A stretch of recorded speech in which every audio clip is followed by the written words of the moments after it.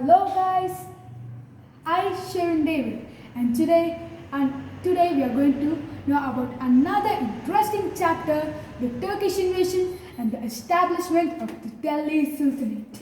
So, the cultural vitality and brilliance of the Abbasid Caliphate in the 8th and 9th centuries, followed by a decline by its political power by the end of the 9th century CE.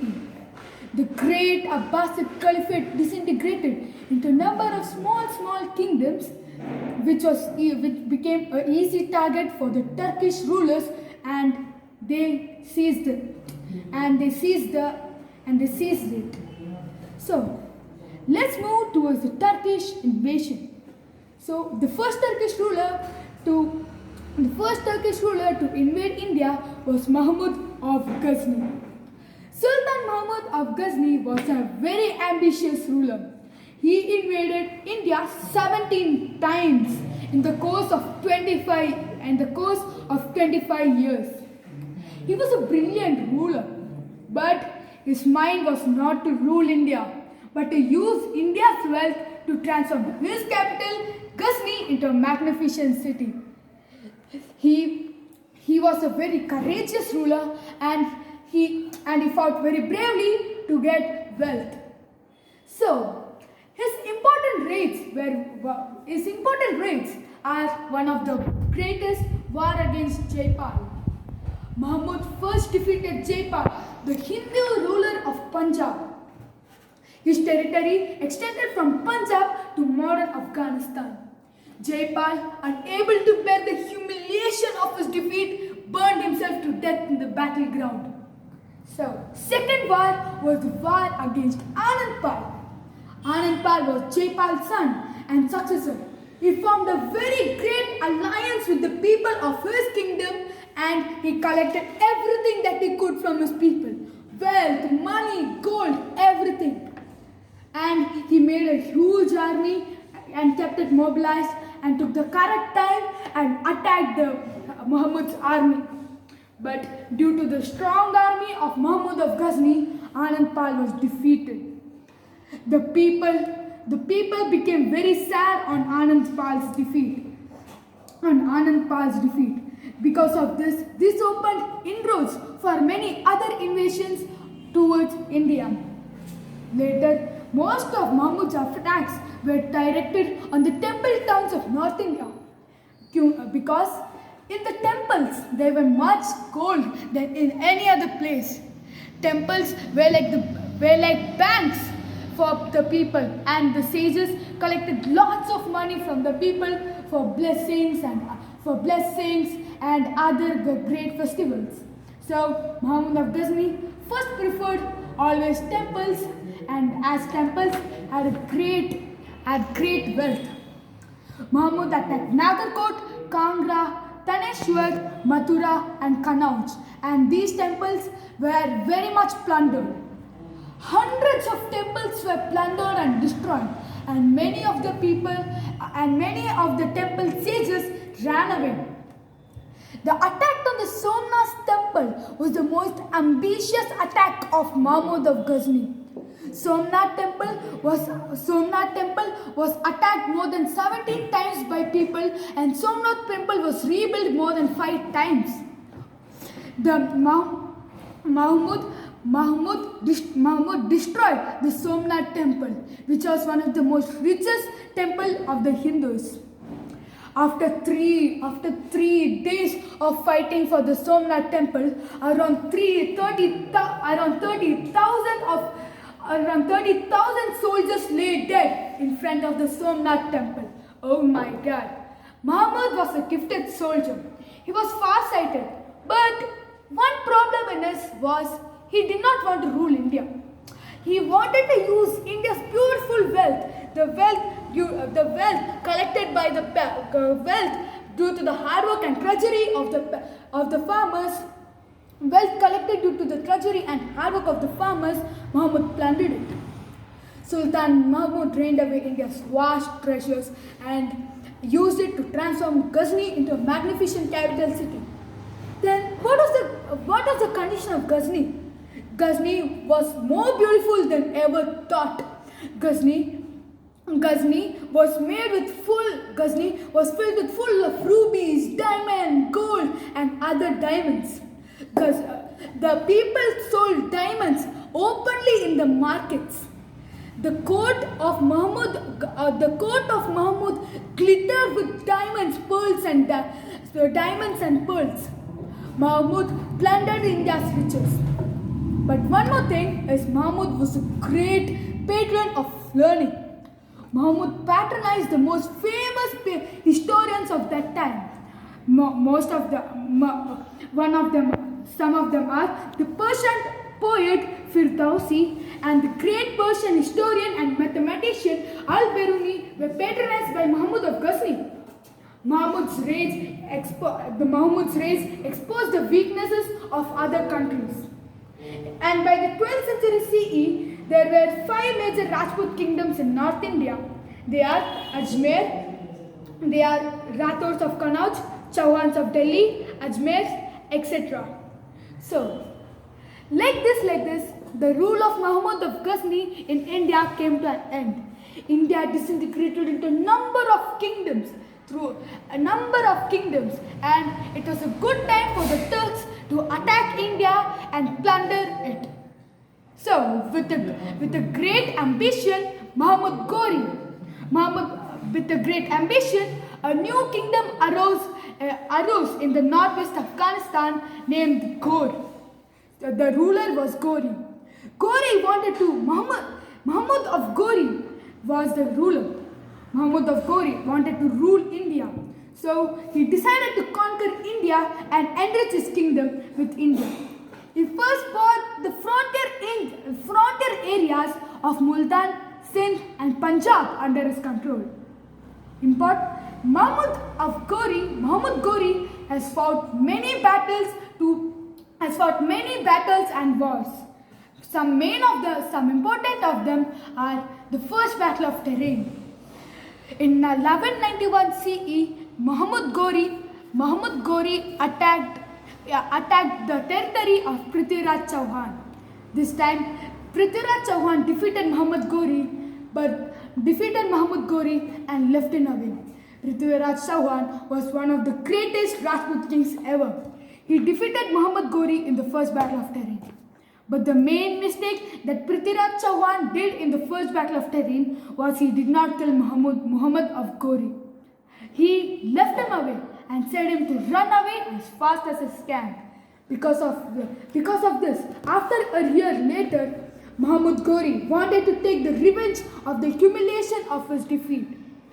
Prithviraj Chauhan and confederacy of Rajput chiefs decided to take the challenge. But Prithviraj Chauhan's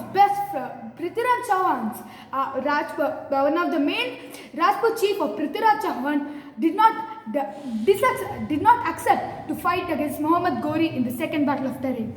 This time, Muhammad Ghori routed the Rajput army. He killed Prithviraj Chauhan and marked the end of Rajput rule in India. The defeat of Prithviraj marked the end of Rajput rule in India. Because of this, the throne of Delhi was occupied by Muslim rulers till 1858. 2 years later, after the Second Battle of Tehran, the Rajput chief who disaccepted to fight against Muhammad Ghori was killed. Muhammad Ghori annexed the Indian territories and appointed Qutbuddin Aibak as his viceroy while he returned to Ghor. Another great general of Ghori, Muhammad bin Bakhtiar Khilji, swept across Bihar. Many of the Buddhist monasteries and libraries were wantonly destroyed, and they were spoiled. Because of this, marked the end of Buddhism in India. But many Buddhists took some important scriptures and ran to Tibet. Buddhism flourished in Tibet from there. Muhammad Ghori was a great military genius. Though he lost in the First Battle of Tehran, he won in the Second Battle of Tehran. He was a good and competent ruler, but due to an accident, he died. So, after this, who came to the Delhi? Who occupied the throne of Delhi? Was there any other king? Or was there any other invasion to Delhi? No.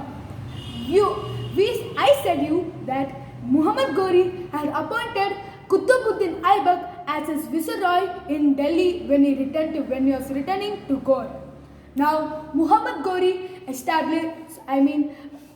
Qutbuddin Aibak established a new dynasty, that is the Mamluk dynasty or the slave dynasty.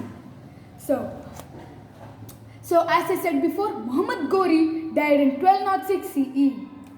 He had no heirs, though as he did not marry, he had no successors. So Qutbuddin Aibak, his viceroy, ascended the throne of Delhi and made the foundation to the Mamluk dynasty. Qutbuddin ruled for about 4 years. According to court historians, he was a generous ruler who looked out for the welfare of his subjects. Do you know one thing? He was also known as Lakh Baksh, also known as giver of lakhs. He loved to serve the poor. He closed his eyes and gave money to all the poor people who asked help for him.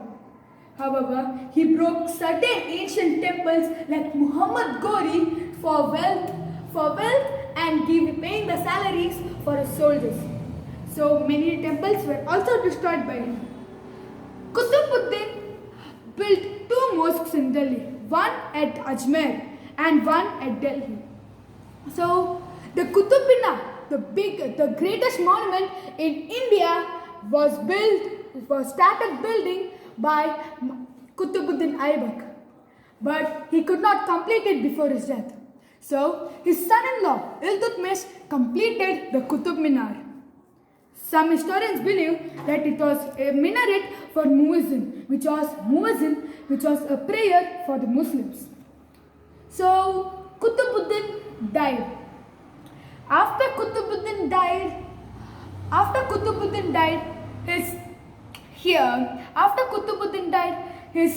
his sons and the successors were so weak.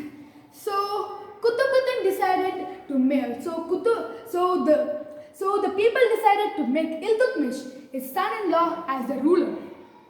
Qutbuddin died because of an accident fall from his horse.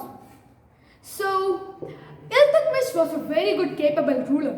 He first consolidated his position so that he could rule his kingdom goodly, very nicely. So the main thing is the Turkish nobles who challenged this claim to the throne were suppressed. These nobles were the most like cruel people in a king's palace. They always interfered in the king's administration, and most of all, they killed and tortured the many people. So the revolt of the Khilji governor of Bengal was crushed. The Khilji governor was one of the most important. The Khilji governor of Bengal was crushed crushed with the elephants, because Khilji governor was always attacking Iltutmish. So next one is the power of his external rivals. Multan, Gaur, Ghazni, everything was destroyed. And finally, a new danger presented itself. A very new danger, the Mongol invasion. Genghis Khan, who was a general of the Mongol chief, came to India in search of shelter. Our king Iltutmish politely refused to give him shelter or refuge and saved India from the threat of a Mongol invasion. If he did not do, India's history would have completely changed. After having got rid of his enemies, Iltutmish defeated the Rajput rulers who were forming a great alliance. So after this, Iltutmish recognized the financial problems and developed iktas or districts. These iktas consisted of iktadars who looked after them. The next main important thing is that Iltutmish was the first person to mint gold and silver coins. He was the person who started the token currency. And Iltutmish was the founder of Turkish rule in the Deccan and in India. Qutbuddin cannot be said as a good Turkish ruler because he did not conquer every state, but Iltutmish conquered many states and made Turkish rule prevalent in India. So, before Iltutmish died, he nominated Razia, his daughter, as the new king. The nobles did not like Razia as they did not like to be ruled by a girl or a woman. So Razia was replaced. But after a few years, Razia came to the throne again because the person with whom she was replaced was incompetent or weak ruler. So Razia was a good ruler. Though she was a woman, she rode horses. She led armies into battles and she was a great monarch. She dressed like a man and she fought many battles and tried everything. The provincial governors rose against her. Razia tried to crush the revolt, but she was defeated and imprisoned. She won over the rebels. She won over the leader of the rebels, Altonia, by marrying him. Do you people know? Razia is the most romanticized figure in the Indian history. It is said that Razia fell in love with Abyssinian slave Yakut. Altonia was her childhood friend. As she became big, Altonia fell in love with her. Yakut was killed and Razia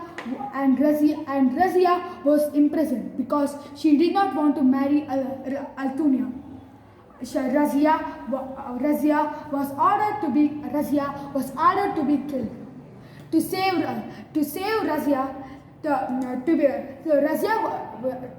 Razia's head, Razia decided to marry Altonia.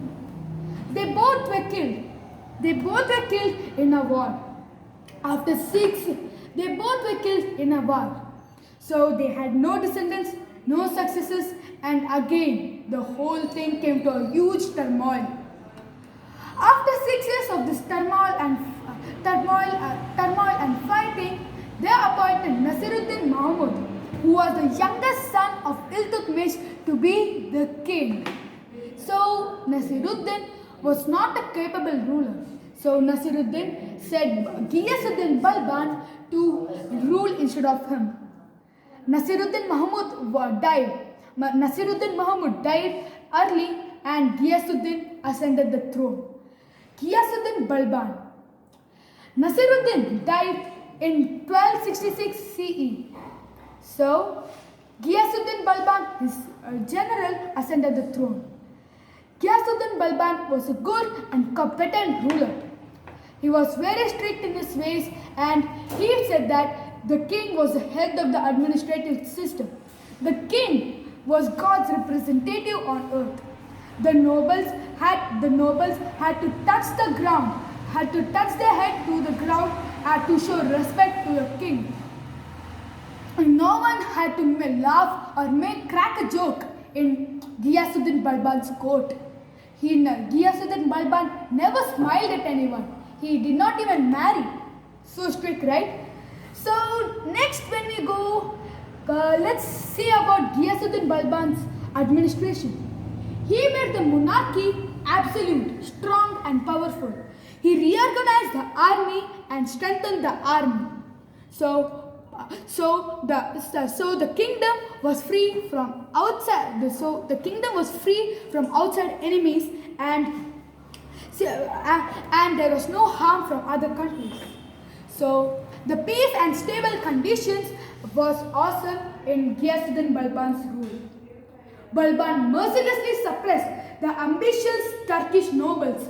The Turkish nobles in his court who always wanted the throne of Delhi were killed by Ghiyasuddin Balban. Wonderful stake taken by Ghiyasuddin Balban. So the governor of Bengal Tughil and other countries were suppressed. Ghiyasuddin, an old man. So, next, Tughil Khan, Tughil Khan, who was a king in the outer frontier areas, came and decided to challenge against Ghiyasuddin Balban. Ghiyasuddin Balban, an old gentleman of 70 years old, accepted the challenge. Tughil Khan, his entire families and all his supporters were killed because of the great army of Ghiyasuddin Balban. Though Ghiyasuddin Balban was so old, 70 years old, he marched against Tughil Khan and defeated Tughil Khan. So powerful. So Balban never left his capital to conquer new territories. Although he had a well-equipped army, he was sure that during his absence, Mongols would attack his country and plunder its riches. So after that, Ghiyasuddin Balban died in 1286 CE. 4 years later, the Mamluk dynasty forever came to an end. Mamluk dynasty came to an end. Later, a new dynasty came. The Delhi Sultanate passed into the hands of the Khilji dynasty. So if you like this video, please like this video, share and subscribe. Thank you and have a nice day.